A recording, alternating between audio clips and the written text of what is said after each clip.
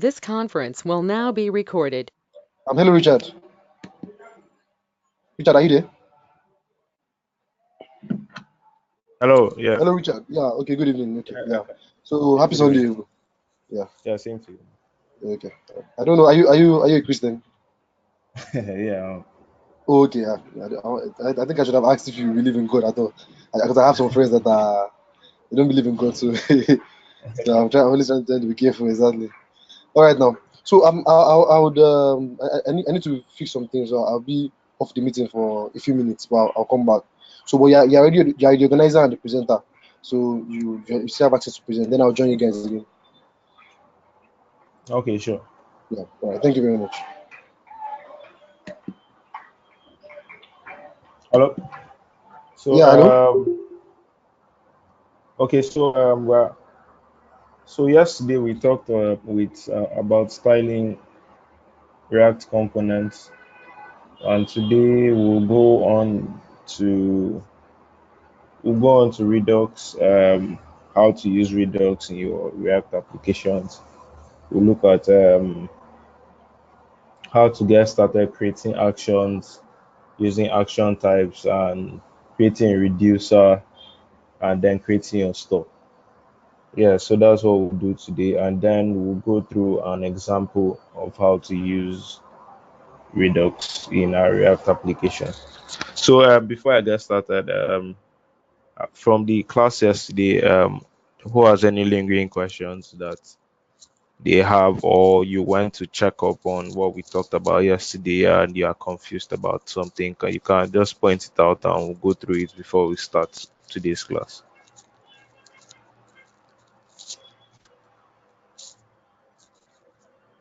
Does anyone have any questions?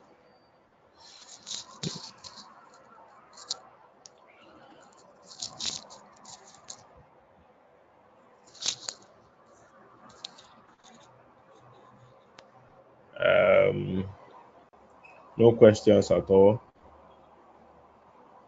Okay, so if there are no questions, we'll get started with today's class.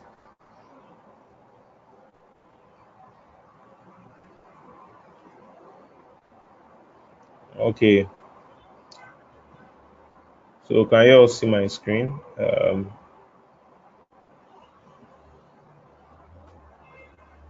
So we are going to be talking about Redux. So yesterday we introduced Redux, um, but today we'll go into like practical terms and see how we can actually create actions and reducers and finally create a store. But before we go into all that, let's just run through the introduction to Redux again. Um, what's the difference between Redux and context? Um, I think Redux is Redux Redux is built on context. So basically, Redux is an external library that was created for like large scale use. So context can be used for your applications. It is not as robust as Redux is. It doesn't have the edge cases and the use cases Redux can handle. So create context is basically the lower level, and Redux is built on top of context and can handle major large cases and bigger applications, and it has like complicated APIs for handling several situations. So basically, Redux is built on context. Let's say, what is Redux? So like we said yesterday, Redux is a state management library. Its sole function is to ensure uniformity of data across all components in an application. So alongside that, Redux also offers consistency. It ensures your data is consistent across several environments, your server, your build environments. If you are using a CI pipeline, you ensure data is consistent there. Also, Redux offers the concept of unidirectional flow, which means data flows one way. So data flows from your components to a store. That's so it can only go from a component to the store unidirectional flow. It doesn't go, there's only one store and data flows to and through there.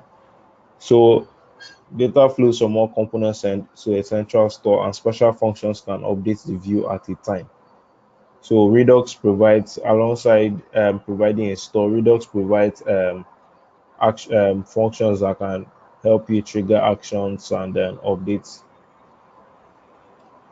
the store. So using Redux can be quite complicated to use when getting started with React. We talked about that yesterday. It is always advisable to fully understand React before dabbling into Redux. Redux's limitations might make development a sweet bitter experience, so using Redux should be a need, not a want, which means before you throw Redux into your application, make sure you fully understand the pitfalls and the strengths of what Redux is going to offer, because Redux offers a level of abstraction that sometimes isn't needed in a React application. Basically, Redux reduces the chances of reusing a component in your application. So sometimes Redux might not be what you are looking for. Like this guy pointed out, context might be something that is easier to pick up rather than running to Redux. So Redux uses the communication between actions and reducers to transition the state of an application. So next we'll look at actions. So, like we said yesterday, I think we introduced actions. Actions are basically payloads containing information about an event that was triggered within an application, right?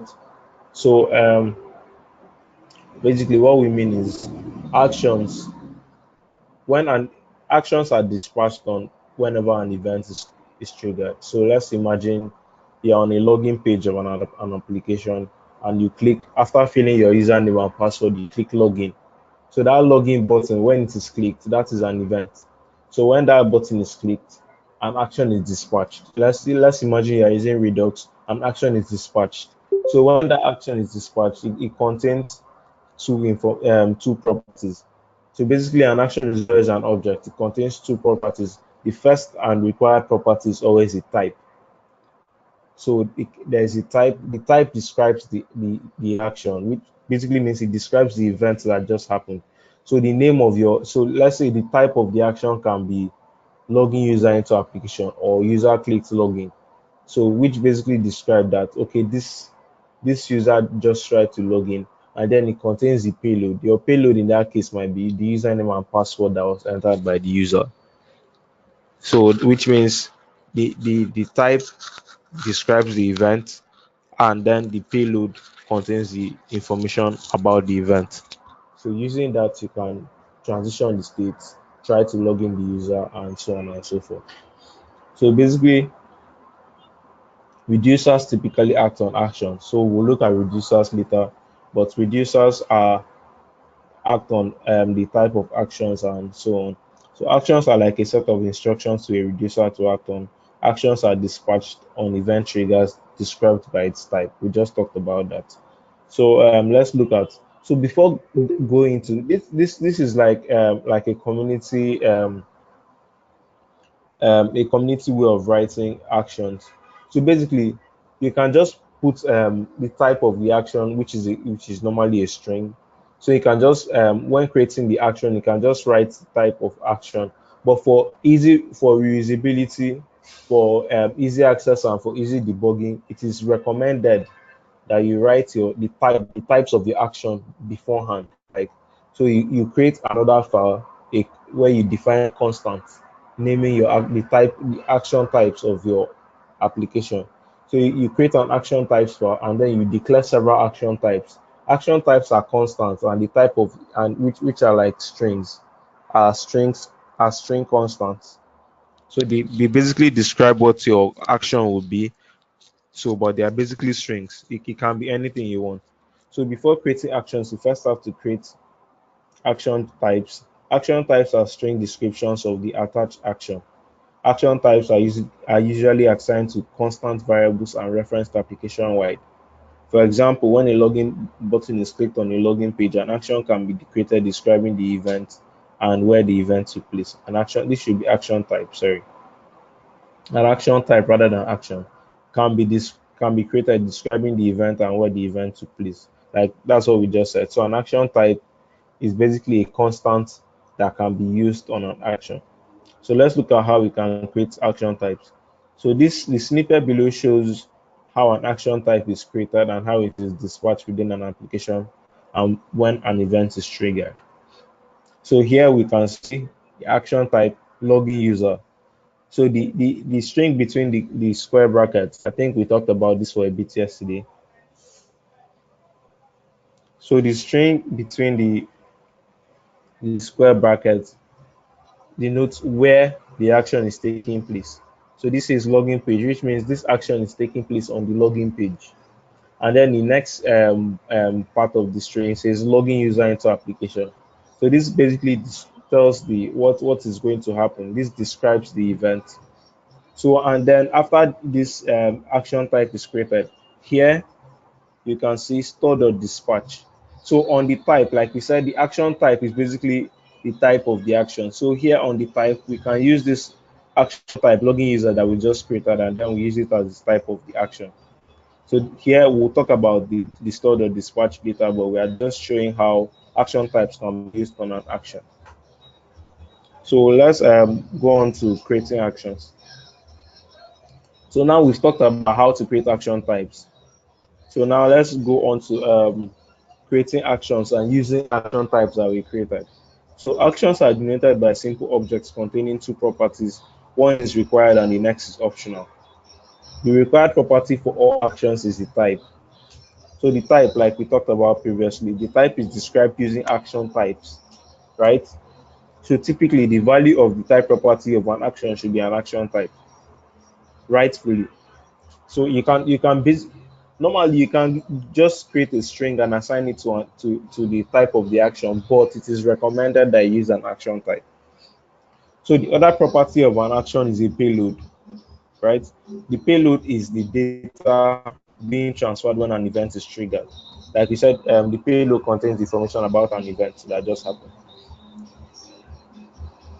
So in the login example, we saw the payload there will be the username and password inputted by the user. So let's go on to look at an example of an action. So like you can see here, the login example we talked about, we created the action type login user, right? So the login user action type says login page, login user into application.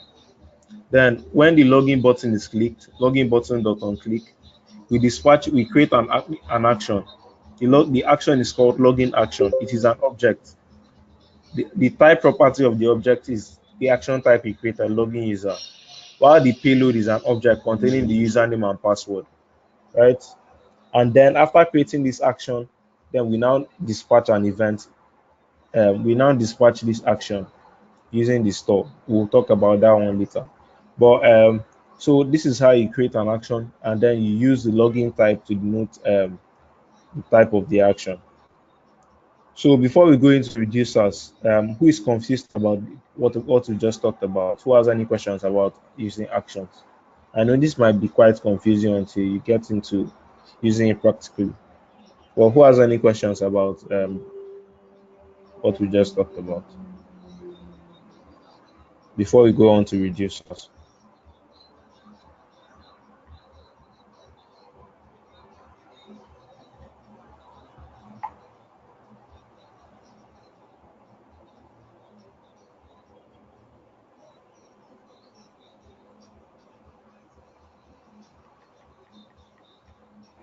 Okay, Uluron Toby.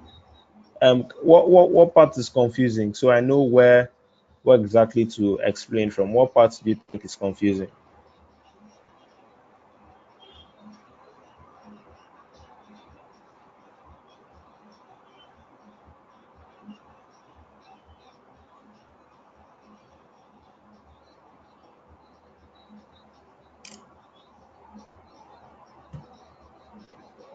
So let's say another example. Let's say okay, let's go to a code editor now.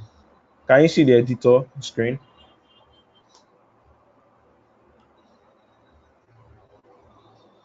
Okay, so let's look at an example here.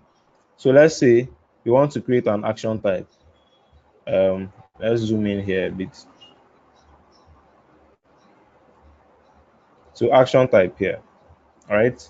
So let's go on to um, let's say you're on Twitter, right? And then you saw a tweet and you liked the tweet. So now let's create an action type, and let's basically using Redux. Let's try to recreate that scenario using Redux. So first you create an action type, right? And that action type will be like tweet, right? So that action type, where will it originate from? It will originate from in tweet, and then um, the next string will be, let's say we can call it um, user like tweet, or like users tweet,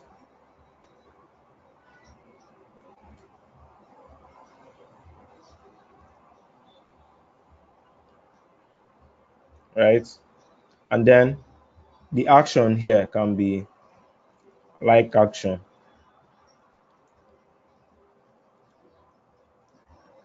Yeah? It can be an object. Then the type of the action can be like tweet, should be like tweet. And the payload here, let's just say, for example, the payload is an object containing the tweet ID, a random tweet, then the user ID, a random display. So here, that is an action. Yes, action types are always strings. Yes, action types are always strings. So basically, if we don't want to use action types, you can just move this string from here. If you are being lazy any day, you can just, rather than creating an action type, you can just use a string directly, right? So you can do this directly, but it will be difficult to reuse the type of the action. Let's imagine you want to use this somewhere else. So that's why, and it is easy to debug because you know that you are having, since it is a constant, you know that the string is, it cannot, you cannot make a mistake, because if you are typing it over and over again, you might make a mistake and you might leave out a letter or something, and then you spend hours debugging the application not knowing what went wrong. But if you assign this string here to a constant like tweet, you can basically just call like tweet anytime you want to dispatch this action, and you know that you are getting consistency every time. So any other questions, please, before we go on?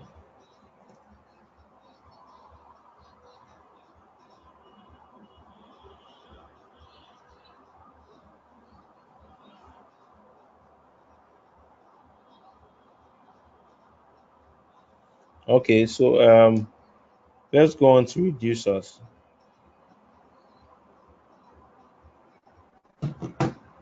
So let's go on to using reducers. So a reducer is a function that transforms the state of an application. Reducers use actions which describe how the state should be transitioned. Actions also contain the data used for transitioning the application state. A reducer uses a switch statement that checks the type property of the action and acts on it. Yeah, so a reducer, understanding reducers are quite easy to understand. So a reducer is a simple function, just a simple function. It takes two parameters, the current state of the application and an action, right? A reducer does not transform. Basically, what it does is the reducer checks the type of the action using a switch statement. And then what if that type if that action type, if the type of the action matches a particular action type, it then acts on the payload. So let's look at an example. So here, this is a reducer. So here you can see, so here we say a reducer typically takes two parameters: state, the current application of the application; action, the current action dispatch. A reducer function has to be a pure function, which means its return value is determined by the provided parameters, right? In this example, we check if the type property of the action matches the action type login user. A side effect is triggered to login the user. So okay, let's look at a full-on example. So this is the action type, this is the action, and then let's create a reducer. The reducer name reducer, it takes two parameters, the state and the action, right? So the state parameter needs to have an initial value. So let's create the initial state, our state. So let's say the state of our application just needs the user. Simple.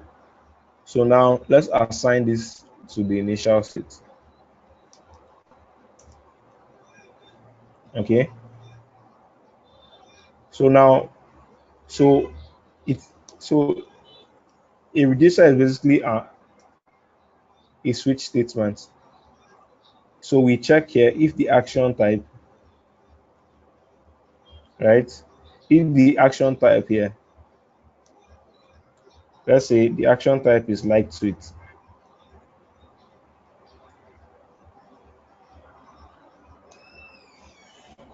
So if the action type is lightweight, let's say we console.log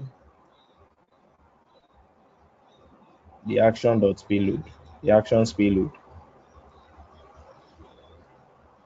or we just extend. So okay, let's say tweet rather than user, since we are working with tweets now. So let's say the state here.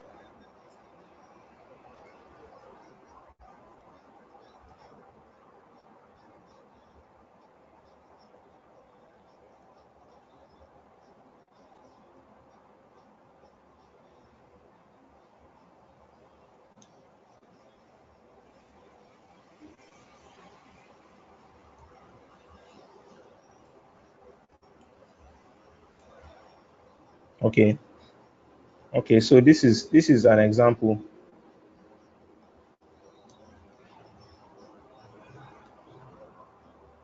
So this is how a reducer works, right? So it takes the state of the application first, and then the action. Then using a switch statement, it checks the action type against. This is why you have to create action types.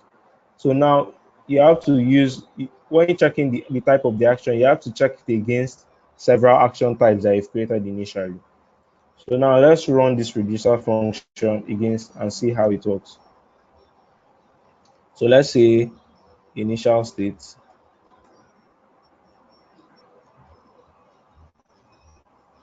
and then the action should be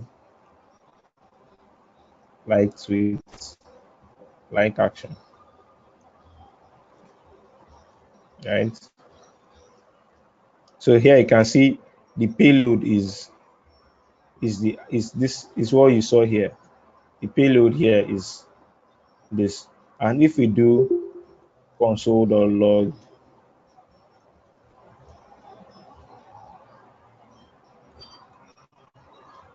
so you can see the returned value here is the tweet, the new state containing the tweet.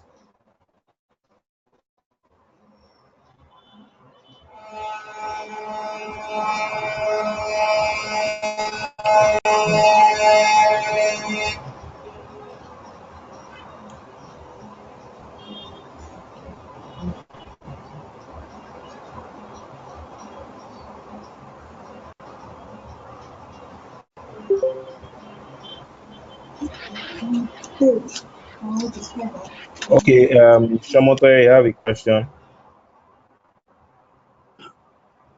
Hello, sir. Yes. Good Any evening. what, My question is about the return statement you made.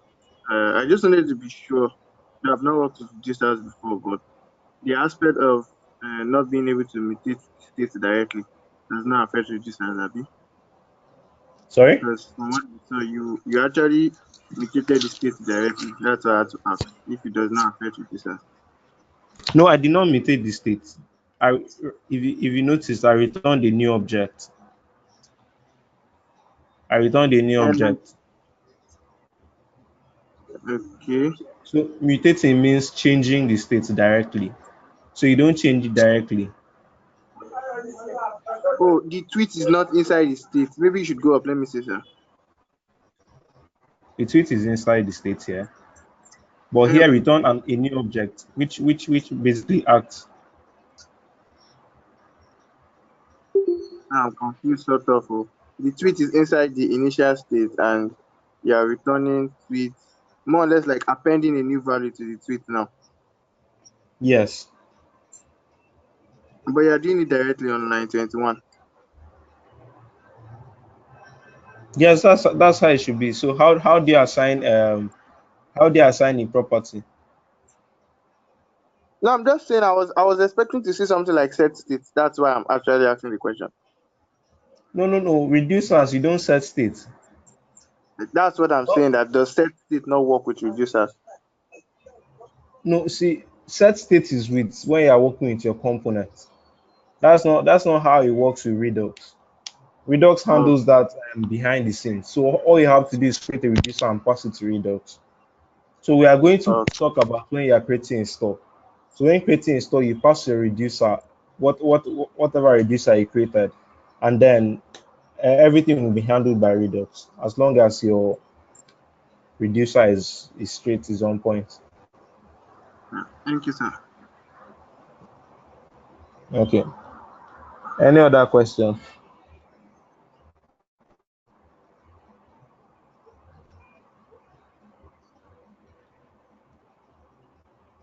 So this is like a basic reducer where if we're going to return the state, we'll basically do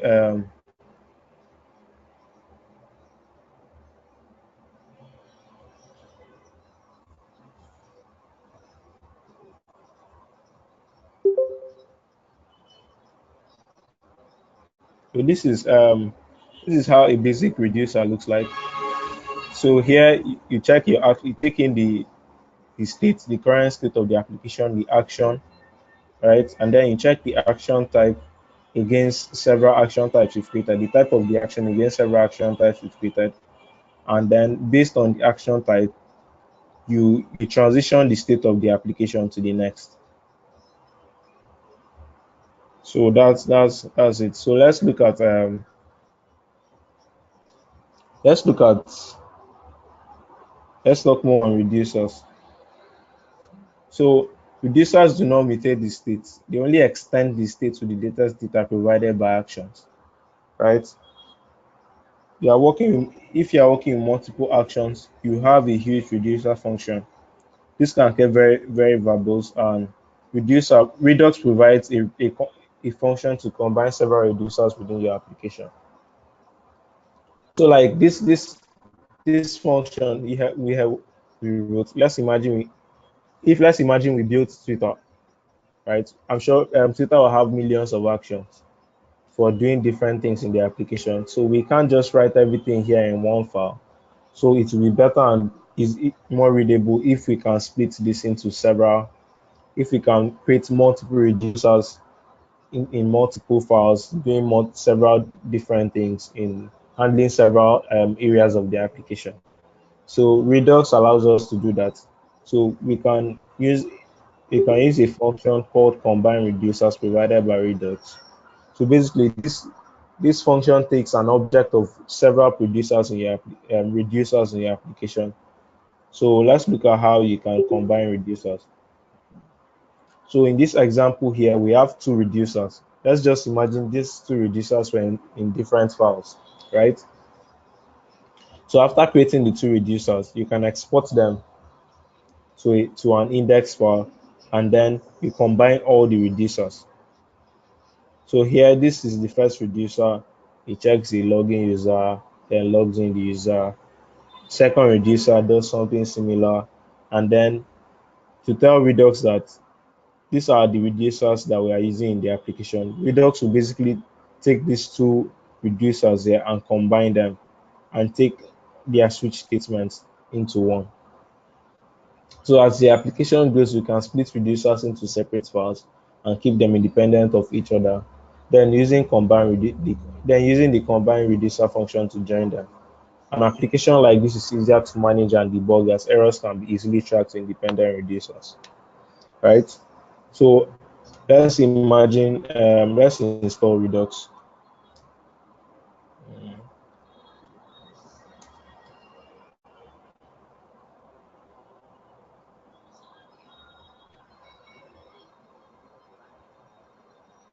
So here we'll say,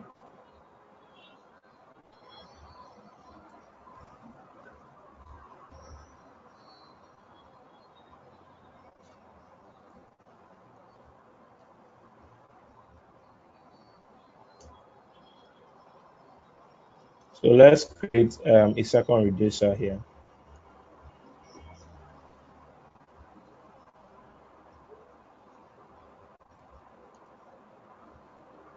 right? And let's create another retweet.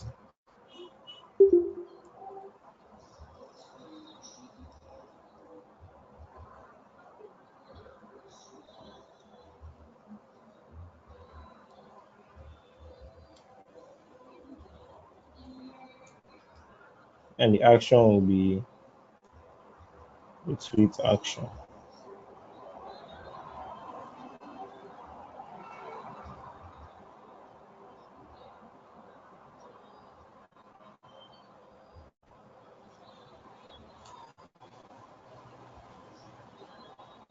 So our second reducer will be working on the retweet. So here we can then say,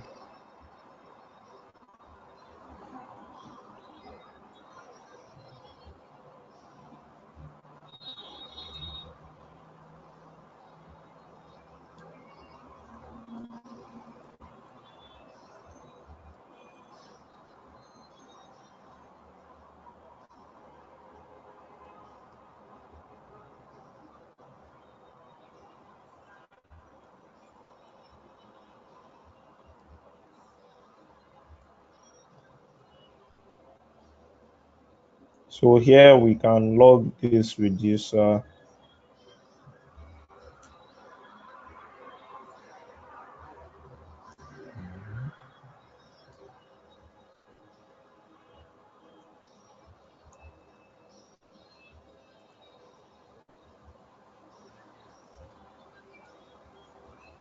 So here you can see this reducer takes tweet any, second reducer tweet any. So it basically returns to an object. So that's why I combine reducers. It's quite easy to combine reducers. You can just export everything to one file and then combine everything there. So next we look at creating a store. So any confusions with reducers?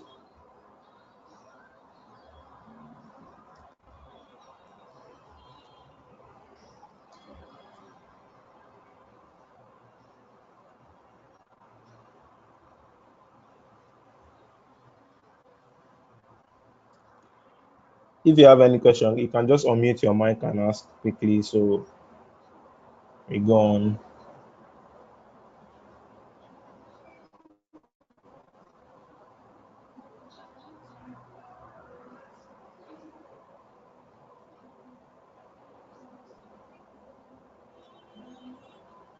No question.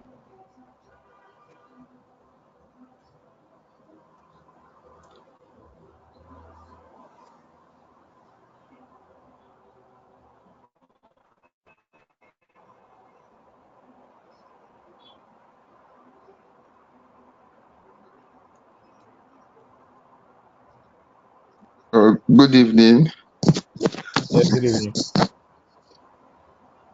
Yeah, I just want to ask, at what point do we really need to use reducers or Redux as a whole?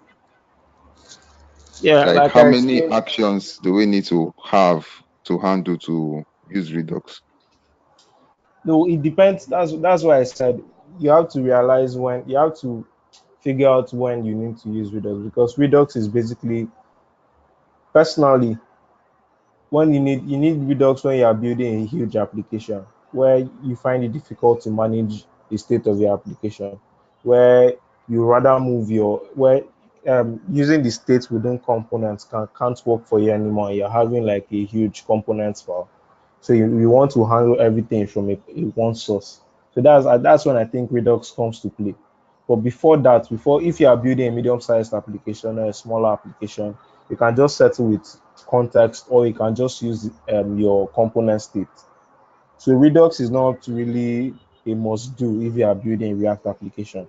You can just leave it once you understand React fully, and then you feel like, okay, I'm building a very huge application and I need something else. That's when Redux comes in. But at least it is better to understand what Redux does firsthand. So that's when I think you need Redux when you are building a huge application.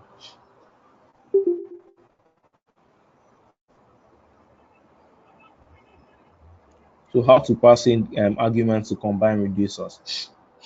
You don't pass in arguments directly to reducers. I just did that as an example. You pass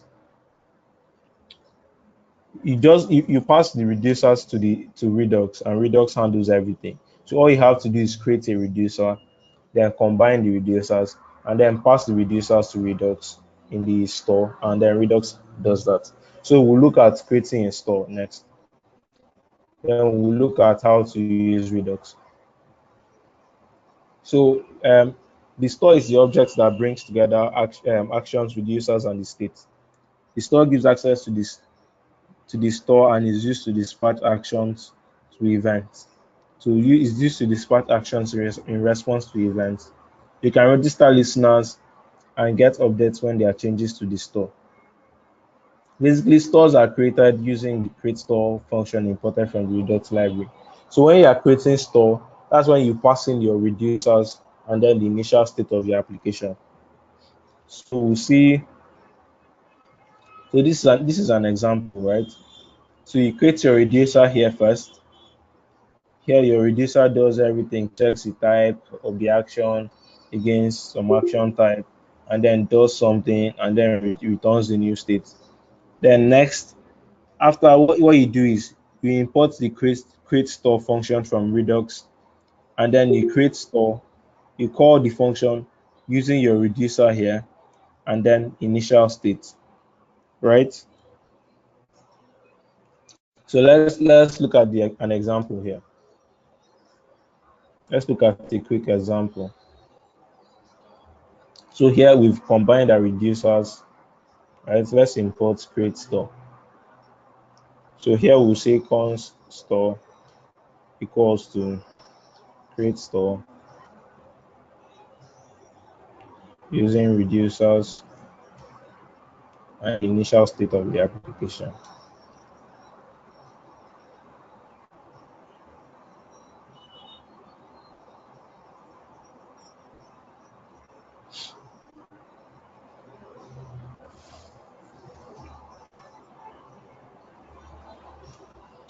So after creating, what you use to dispatch actions basically is your store. So you can subscribe to the store. So you can say store.subscribe, right? And then you pass in a function. And within here you can do now do store.get store. Have you get store or get state?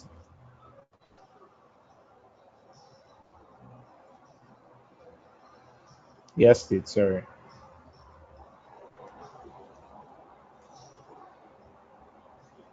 So now here, whenever we dispatch an action, so here we can also log let's say fire. So here we can now do store the dispatch. Let's dispatch an action. Let's say like action, right? You see, it logs fire here. So if anytime you subscribe, or we can also console the log, it gets state.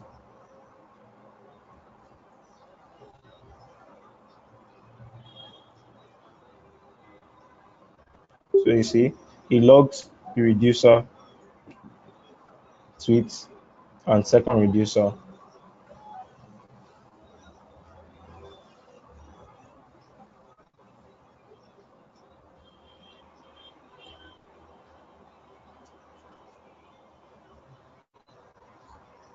So that's basically how you create a store.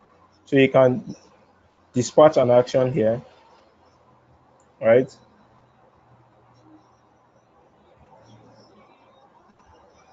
You dispatch an action and then you get state. So you can dispatch another one here. Let's dispatch it with action. See, it returns the state of the application.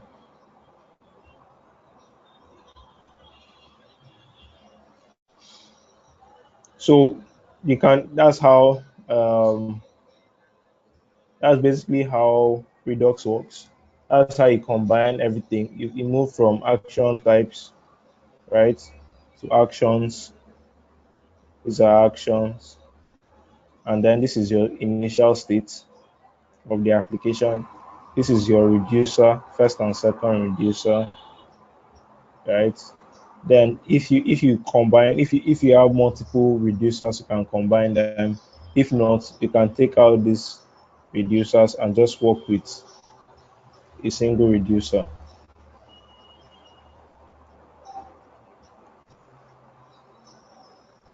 and just work with a single reducer, and that's how everything will work. So here you can see create store, store the subscribe, get state, and store the dispatch. So to unsubscribe, you just assign, whenever you subscribe, you just, what is returned is an unsubscribe function. So whenever you finish using the whenever you are done subscribing, your component will amount life cycle, you can unsubscribe. So is there any question? So I know this thing is confusing. I know it's quite confusing, and you have to play with it by yourself and experiment before you really get to understand it.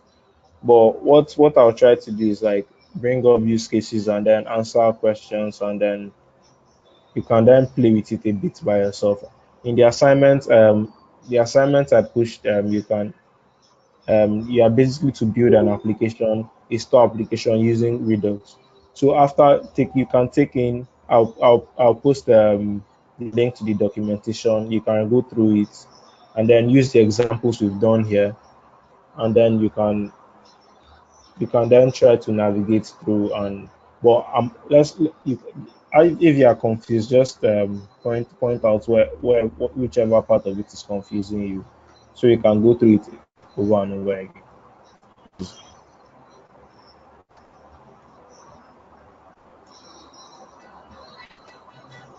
If you have a question, just unmute your mic and ask the question, please.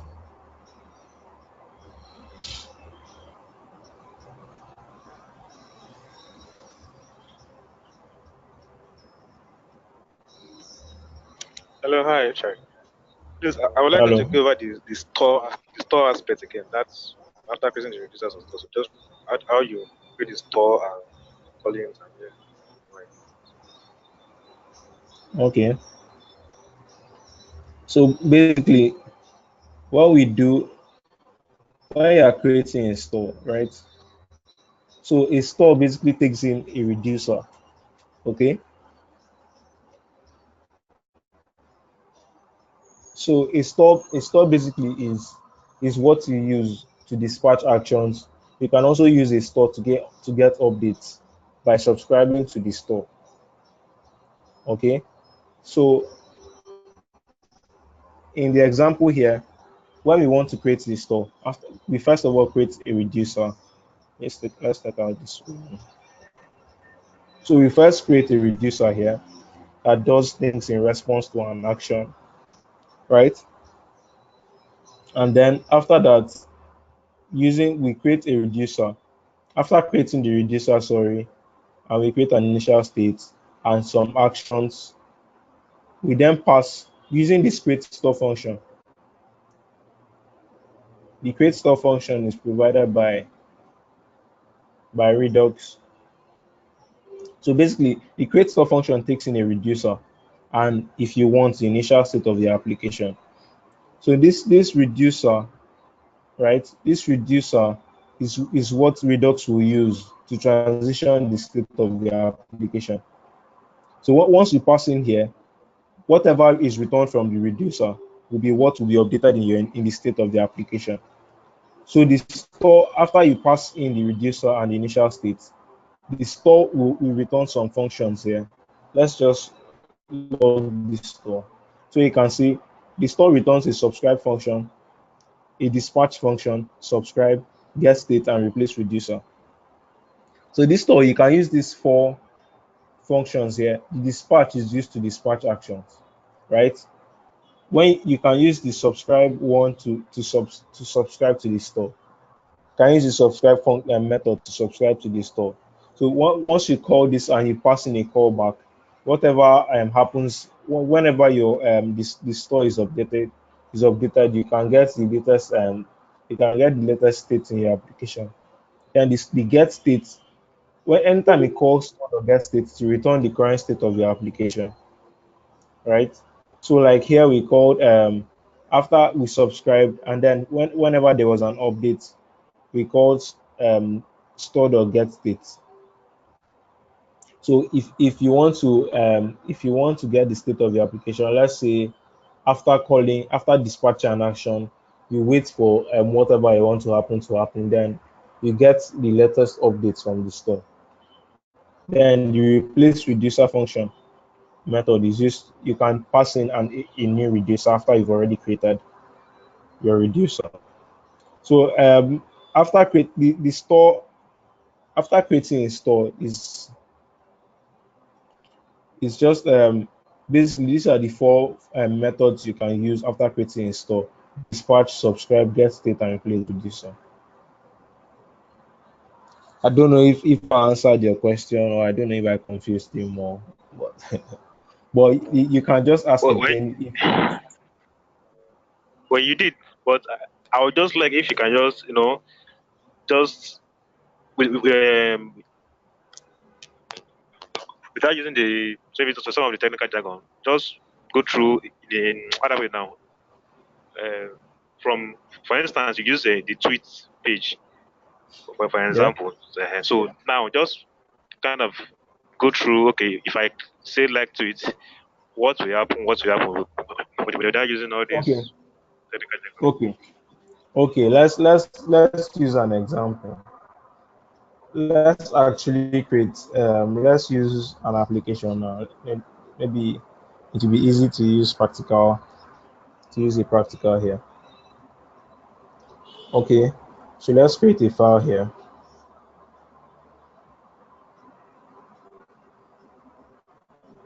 Let's call it store.js. Right. Let's move everything here to the store.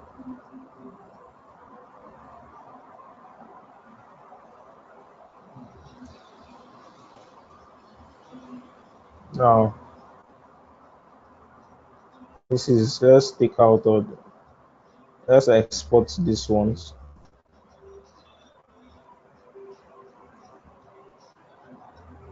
since we are going to be using it.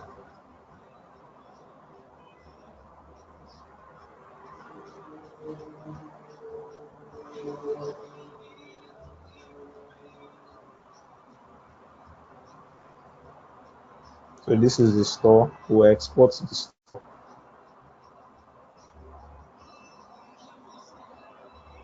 So here in let's run the application.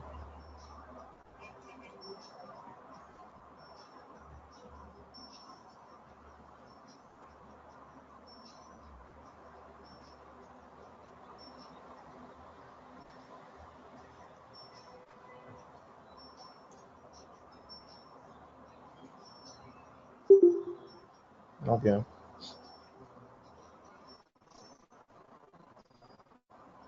Let's open up the console. So now so inside the app file, let's import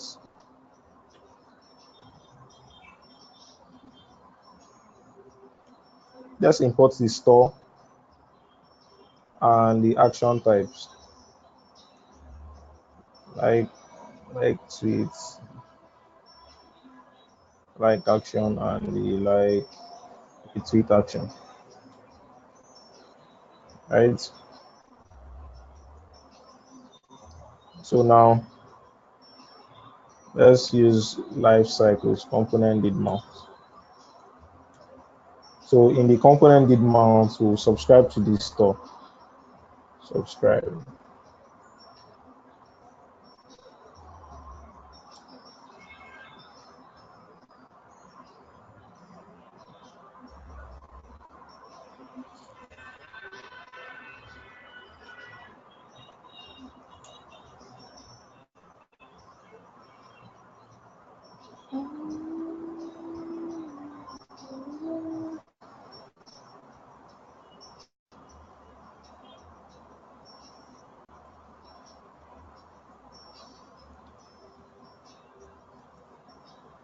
So here we have a button.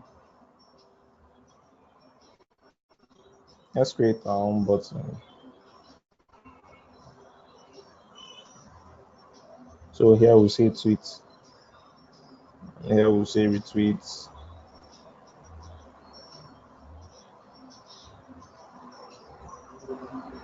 Okay.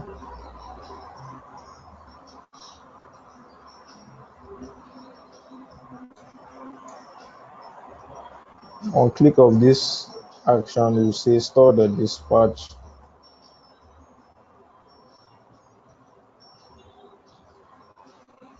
like action. And here we'll say store the dispatch retweet action. Okay. So here we console, but we can also do what's in the. Let's go to the store and see. We can display whatever is the tweet ID, um, the tweet. The election was cancelled.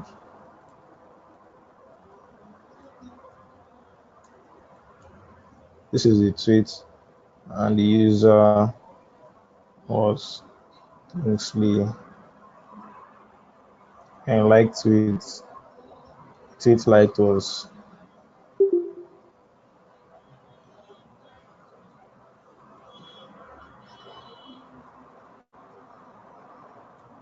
and the user was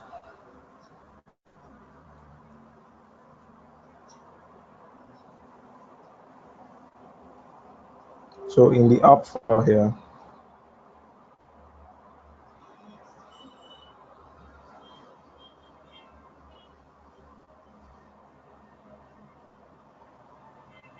So here we'll say const tweet equals to store the get state.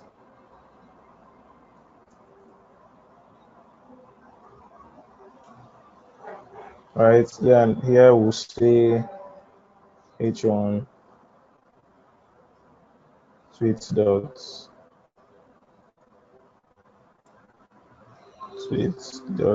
user, and here we'll say p dot tweet. Okay.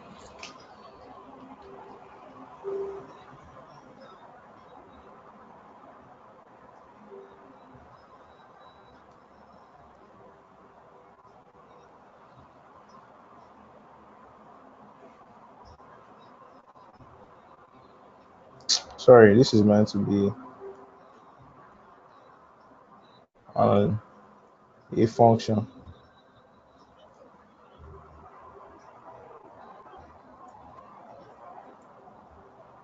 Alright, let's console log this and see what is returned.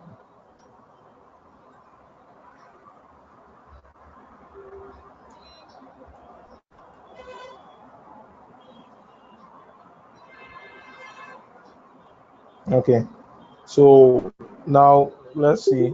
This is the tweet and retweet. So first tweet, when you click tweet, it says John just returned and the user Shumote. Then this is the current state of the application with tweet John just returned. When you click retweet, it says tweet John just returned Shumote.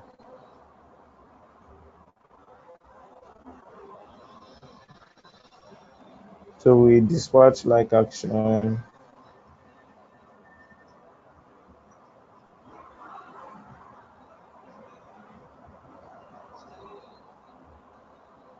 So here we can update this and use the object. We can also use the object.assign. So we can say state.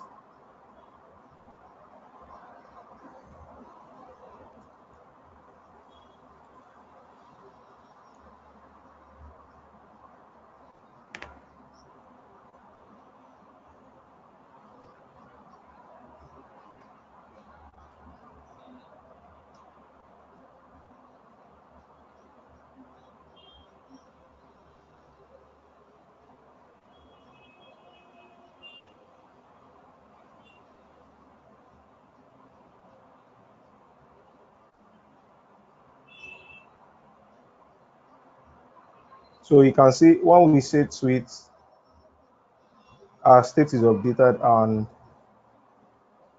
and you can see the details about the tweet. So basically what happens is when we click tweet, the first thing that happens is this action is dispatched. All right, this is the action that is dispatched.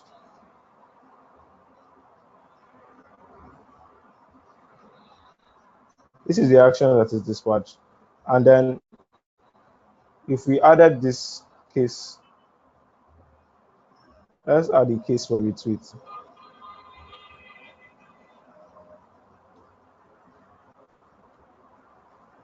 We'll do the same here.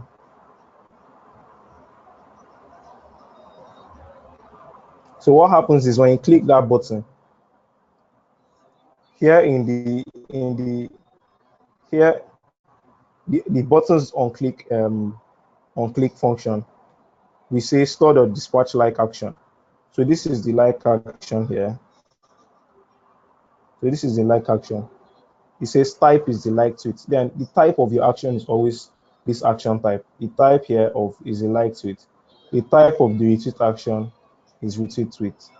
So when you click the button, it dispatches an action, one of this. So when it dispatches an action, this reducer function is called. The reducer function takes in the initial state here and the action that is called. So here we check when the reducer function is called, we check the type of the action. The type of the action here is we have two cases here, like tweet and retweet tweet. So then we extend the state of the application using the payload of the action. So that's basically what happens. So stored or dispatch, an action is triggered. The action is being passed to the reducer, right? The reducer checks the type of the action against the action type that you've already created. It checks the string that you've entered against another that string that you defined on top. If those strings they match, it now checks the information that you entered on that action and then does whatever you want to the state. If we click tweet here, John returned, the election was cancelled. You can see that since we added the retweet case, it now updates the state of the application. If we made this one here an array, if we made the initial state of the application, let's make this tweet, and then we made this an array, right? So anytime anytime someone sends in a tweet, right, we'll say the state dot here tweet here. So we'll take in so we'll say state dot tweet dot concat. So concat is basically just adds another value to an array. So then we'll add the action dot payload, right? Then we'll do the same thing here.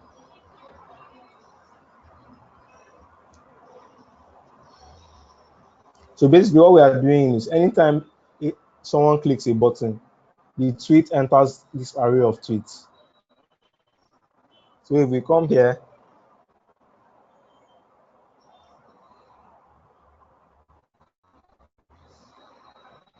okay, something just happened. Okay, not updated here. We still think the tweet is an object when it is not. So let's take this out.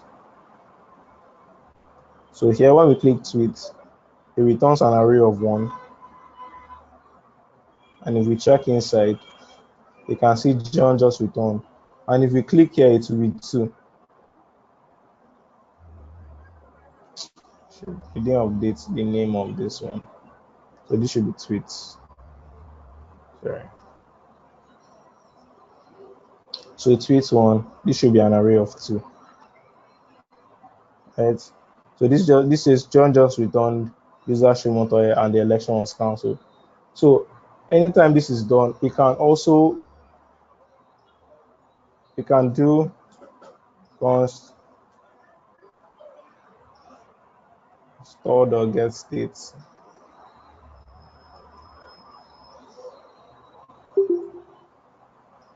We can get the tweets here, and then we can loop through all the tweets. So here we can say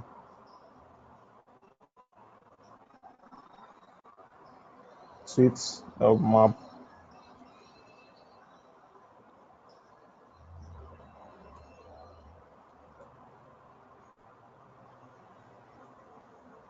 Then we can say the H1. This should be the user. This should be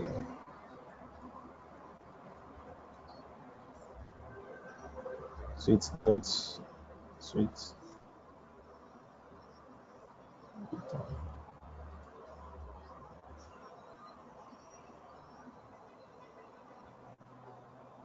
When we add the tweets here, so we can log this to see.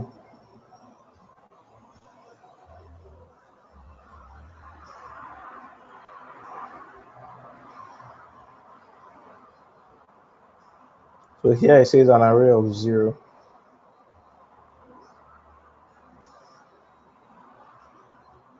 So you can see here, it is updated. So anytime this happens, it keeps on updating whenever you click a button. It keeps on updating. All right. So that's basically what the initial payload is an empty object, that is updated with the payload. Yes. So the initial state is most likely always empty, right? So so basically it is being populated by the events in your application. So when something happens in your application, you use that to populate the store. I don't know who asked the question before, but I hope with this explanation of mine, I've been able to convince you Yes, yeah. and not At least to a confuse you certain further. extent. Huh? Say yes, at least to some extent. Okay. If you don't still understand, please just so we can. No, no, actually, in my own case, I think what I would just need is if you could just, at least from the React, from the React part, since you said it is imperative for us to understand React very well, if we It is just try what? and get maybe step by step. You said since it is important for us to get React very well Ye- before moving proper into Redux.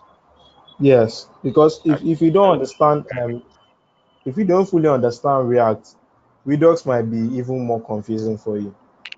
So it so is important to I would just, I would just like it if maybe you can just get at least try and create a material for us that at least gives a step by step, follow up on the whole stuff. Because if they are adding some other, adding some other read-ups and might get confusing too. So I don't know if you know understand what I'm trying to say. I don't really get you. Okay, what I'm But just saying is this if you at least just try and arrange like a material for us that goes straight to the point without adding some other unneeded stuff on React itself, then maybe it will be easier for us to get on time. no the thing is you can't abstract Redux from React. So Redux is basically used alongside React. So if you are going to use Redux, you are planning to use you are mostly likely planning to use it with React. So the why I'm trying to include React into it is because just to show you practical use cases. So if I'm just talking about Redux and you don't see a use case, you might not be able to understand it. So that's why I try to put it in a React application and then show you how actions are dispatched and how how it responds and all that. All right, thank you.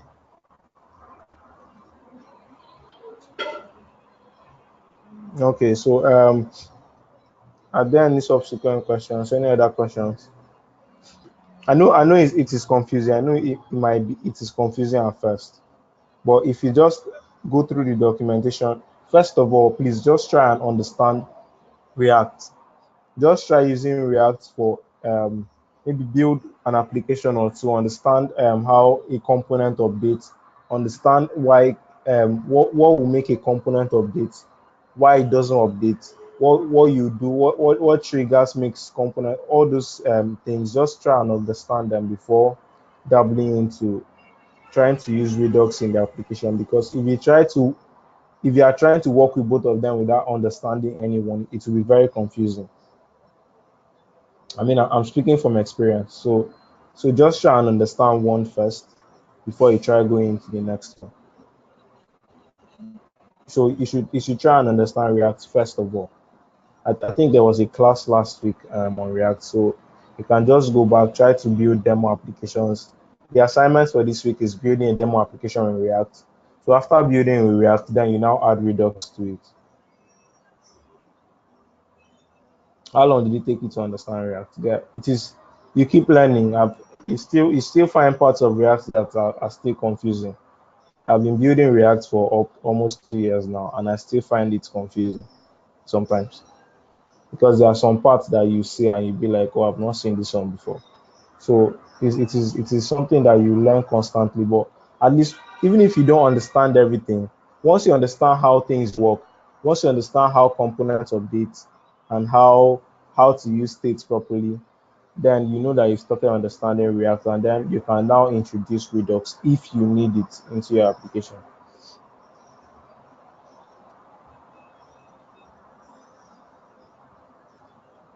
So you can always shoot questions because I know it is confusing. So let me post the link to the official documentation to you.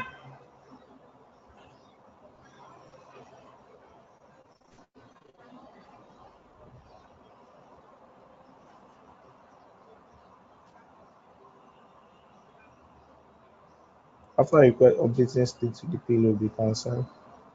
Yes, you can do that. Better still, you can then update. Yeah, that's the best thing to do. After updating a payload, you can send HTTP requests to login users. Yeah, that's what you do. But first, you have to send the request before updating states because you can't show users what is not successful. So you have to make sure that the HTTP request was successful before you update your state. So it is one before the other, HTTP before updating state.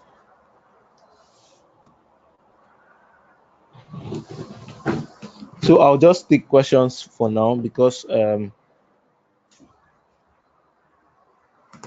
you have questions, please keep asking. Because for today we'll just be talking about Redux.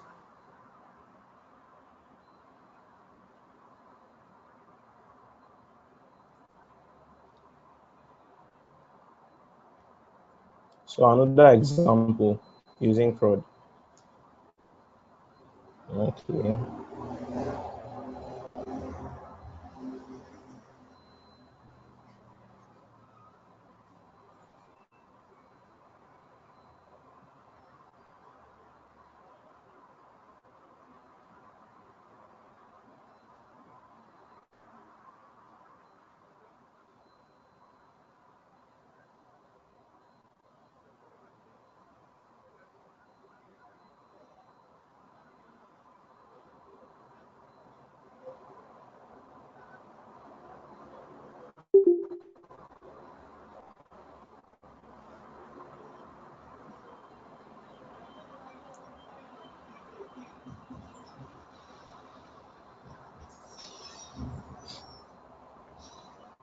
Okay, so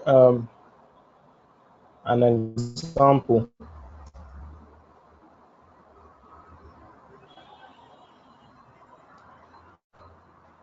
So let's see an example. So here we'll do this is our set state.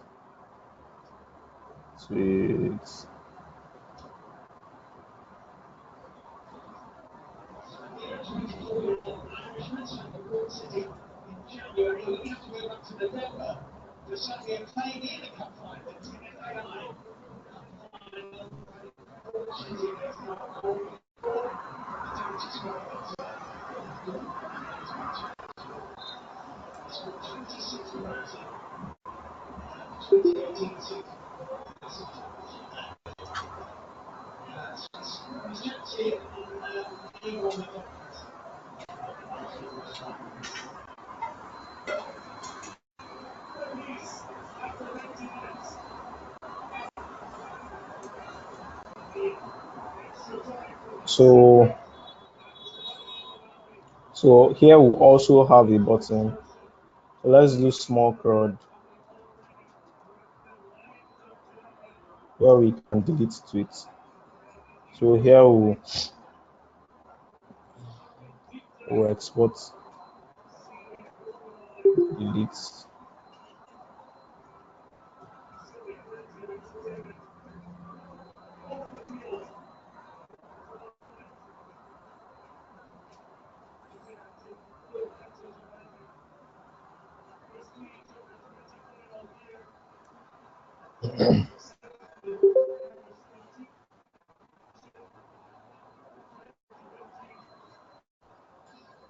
So we had another case here.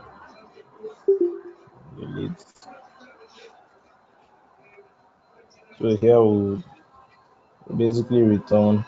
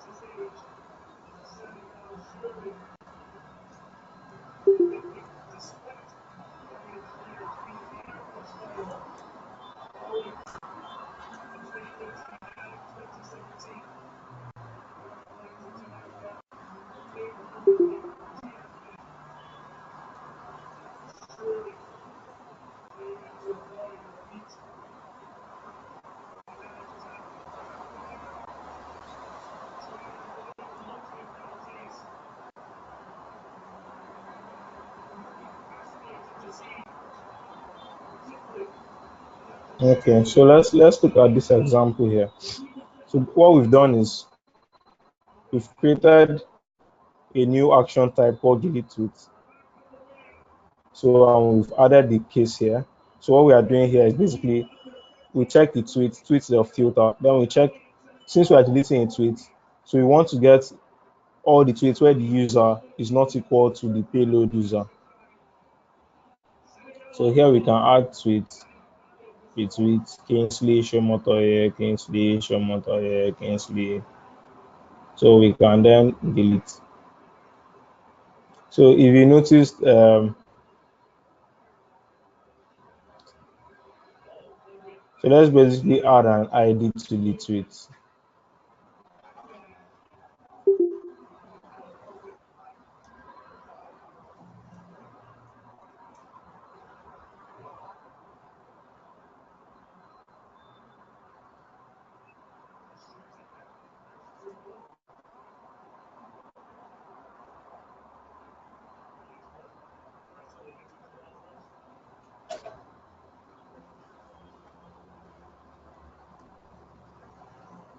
Okay.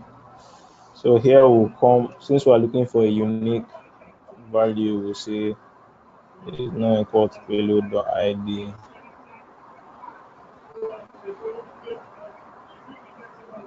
We'll say tweet, retweet, tweet, retweet. So if we say delete, if we delete, what happened there? Just put. Oh, okay, this one always written. So rather, let's take this here.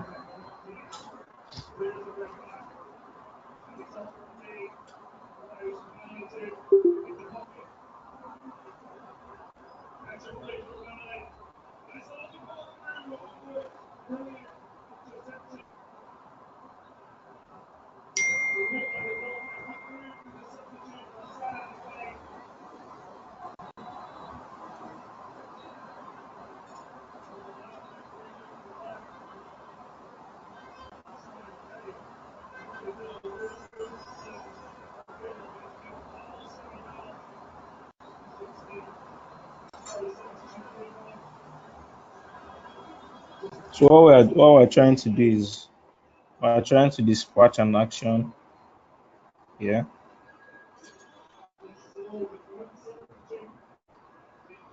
So here we'll say dispatch. So the type will be, let's say you're trying to like tweets. The payload will be an object. So let's give it id equals to 0. So here we'll say id equals id, increment it. Then we'll say tweet the election was cancelled, and then the user is Shumato here. And then here we'll do the same thing. This one type will be retweet tweet. The ID will be the plus plus increment again, and the tweet will be,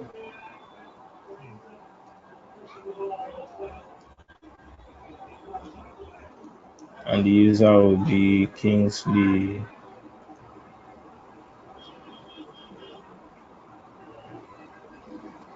Okay, so let's try that again. So here we'll add tweet user undefined stored of dispatch. What's that?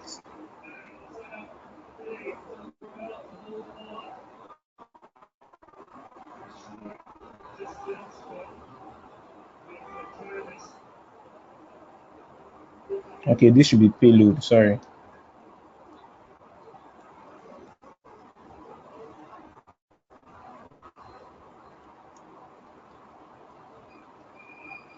So yeah, so if click retweet, tweet, retweet, tweet. So if we delete here, this one goes, we delete the first one. So we add more. So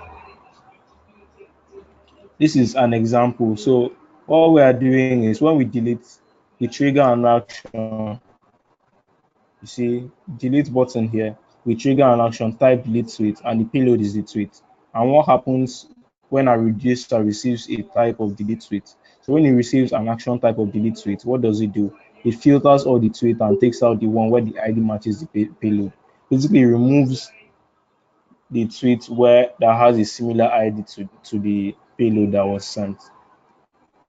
So when we retweet a tweet, it adds a new one. When we like, it adds a new one. Or delete, it takes it out. So I think this is CRUD, Abby. So I think this is an example.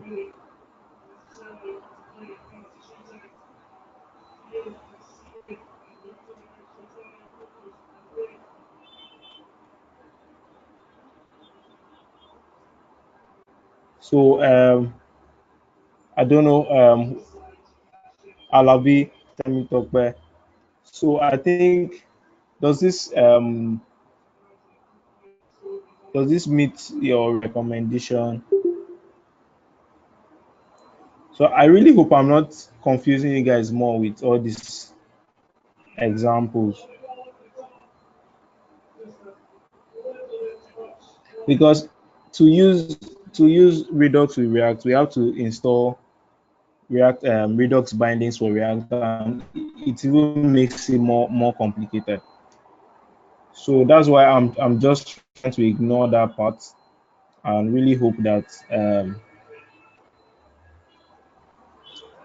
and so we'll just get like introduction to Redux itself, and then when you start working with React full time, then you can then get really understand how to use Redux bindings in React, because that is another is more complicated on its own. But I'll just add this, commit this store file here to the repository yesterday. I'll add this file here, so you can just play around with it and then see how. So what I'll just do is I'll put this on another branch for those of you that cloned it, or for those of you that forked it. I'll commit these changes to another branch, so you can just switch between branches when you are working. So I don't just overwrite what I committed yesterday. So let's do that quickly.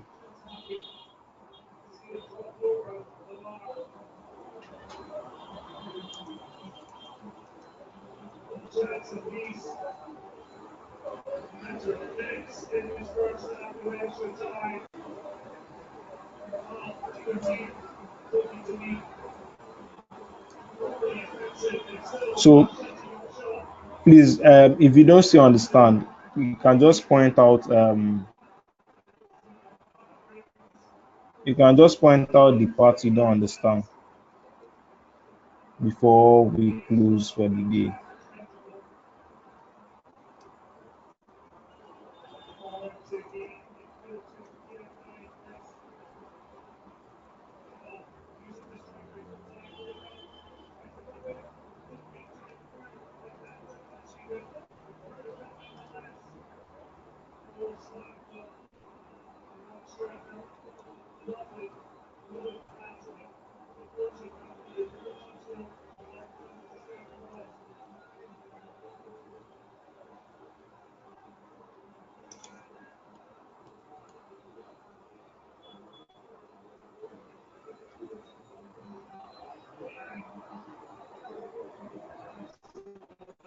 So I think that repository should be updated.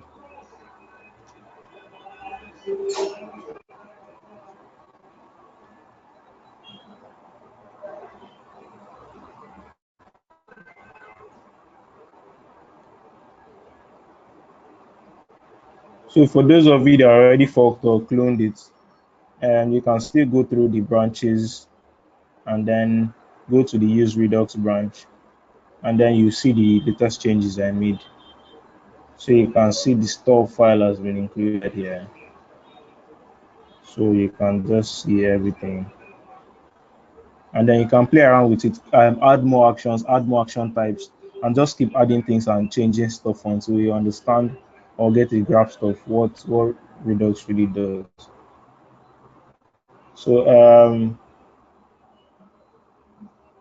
please, if you don't understand, let's just go through the slides again before.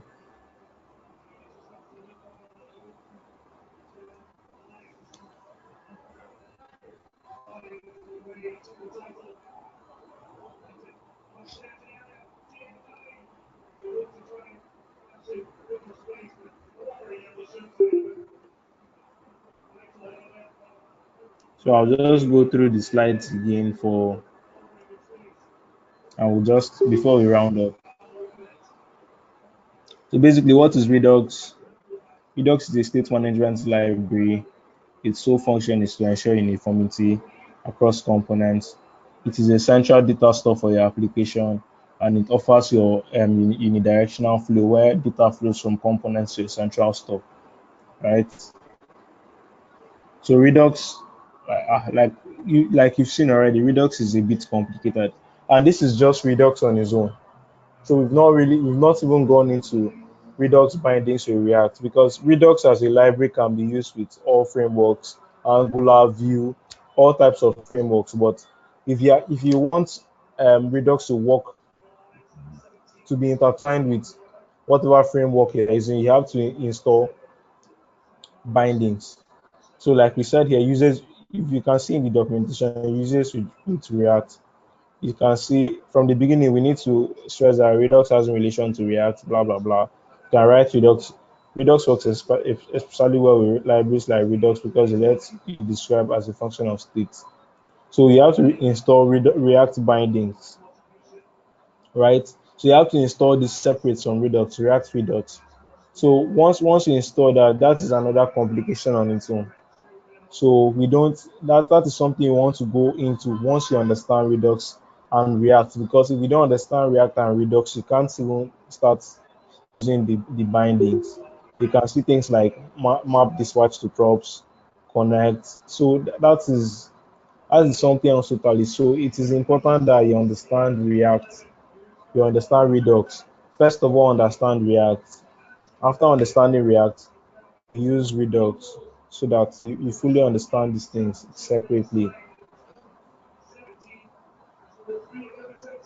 So Redux is RxJS just provides reactive bindings, reactive operators to it is something different from Redux. You don't relate. Redux is the state management library. RxJS just provides reactive bindings and operators. So actions are payloads containing information about an action that was triggered within an application. An action describes an event using an action type and carries the information about the action in its payload. So reducers act on actions like you've seen. So it acts on the type of action and then makes changes to the state based on the action type. So you can create an action. An action takes two properties, the type and the payload. The type is required, the payload is optional. So first, before creating an action, you have to define the action types in your application. Action types are constant variables that are right. So they are strings, like you've seen here, always strings. The first part, this one here, even though it is not required, but it is a community style of writing action types. So this first part shows where the action was triggered. So this part login page, and then the expand the this one describes the action. So creating an action is an object, always an object, nothing else, always an object. It takes the type and the payload. This payload here, you don't necessarily have to name it payload. You can name it anything you want, right? But you can this one is always type, and then you can name the payload can be anything, whatever you want, ID, username, blah blah, blah, anything you want. So a reducer is the function that transforms and transitions the state of an application. Reducers use actions which describe how the state should be transitions. Actions also contain the data for transitioning the application state. A reducer uses a switch statement that checks the type property of the action and acts on it. Right? So this is an example of a reducer that checks the initial state and transition the state using the action. A reducer typically takes two parameters, the current state of the application and the action. Importantly, a reducer function should be a pure function. It should always return, the return value should be determined based on the parameters. So you don't mutate the state in any way, it is a pure function. So like you see, reducers do not mutate the state, they only extend the state with the latest data provided by actions. So if you are working with multiple reducers, you can combine them using the combine reducers function, like we saw in the example. So this is an example combine reducers, first reducer, second reducer. So creating a store. The store is the object that brings actions, reducers, and the state together. So the store gives you access to the store, to the state of the application, sorry, and it is also used to dispatch actions in response to events. You can register listeners and get updates when there are changes to the store. So to create a store, you use the create store function, right?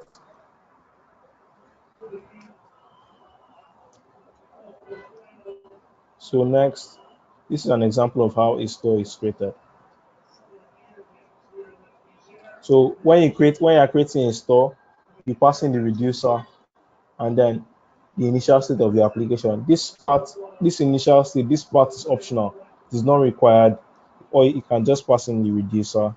Then you can use methods on the store after creating like subscribe and dispatch and get state and replace reducer. So that this is where we'll end it for today.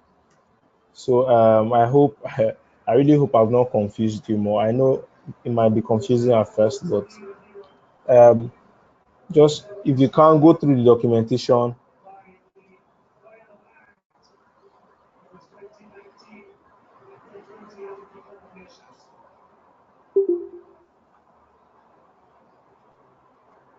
you don't import reducer from Redux. You create your reducer. You do not import it from Redux. You create your reducer, you don't import it directly from Redux. Redux does not provide reducers. You create your own and then pass it to Redux. Okay?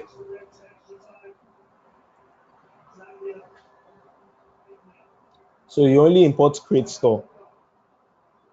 Yeah.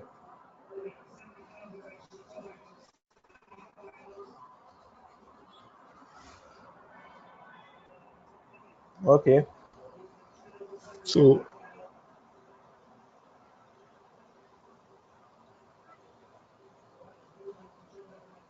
yes. So initial state is how you want your state to look. So you just define it, you passing the properties that exist on the state of the application. So this tells Redux how your how the state of the application should be structured.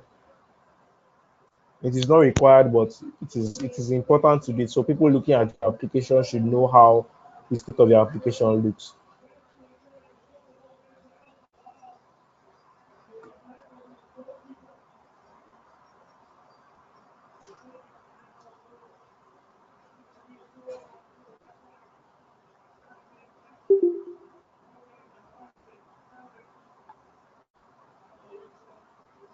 So if there are no other questions, I think we'll end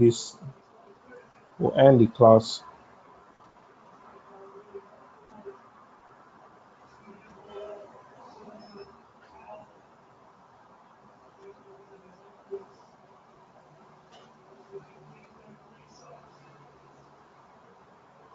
So any questions before we call it a day?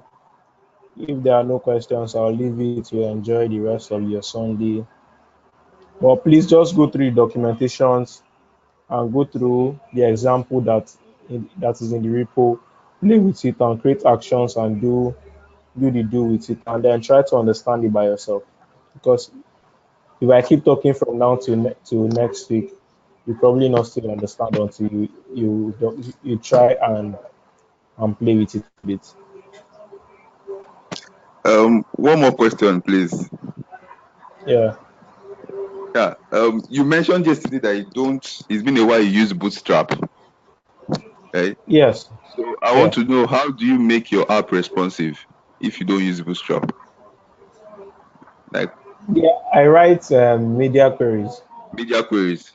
Oh, Yes. okay. All right. Yeah.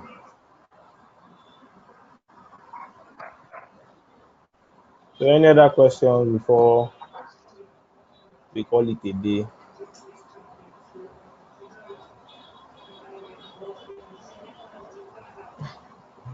How can you import Bootstrap? I think we talked about this yesterday. So just go through the repository. You see how we imported Bootstrap. I think if you can see my screen, see this is how we import Bootstrap.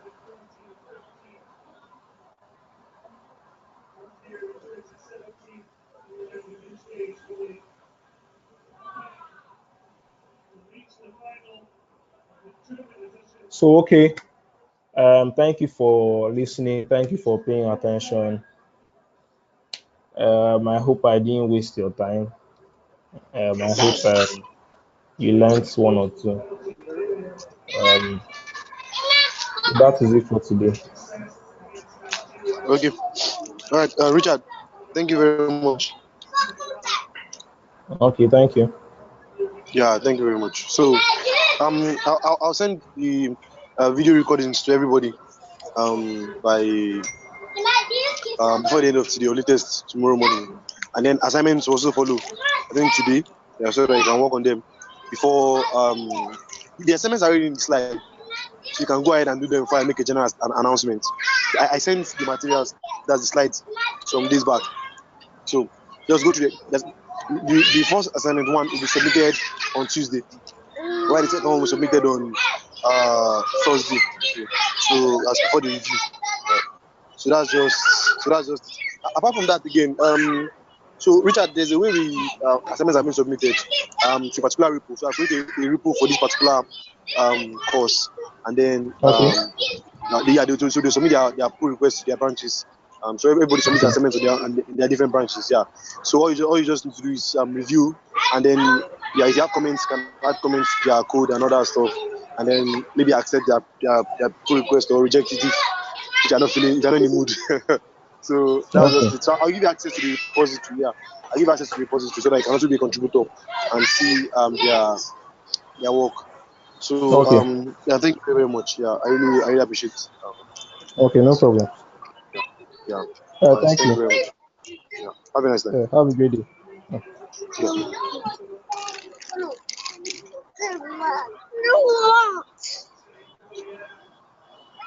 All right, okay, you can end the meeting, please. Yeah.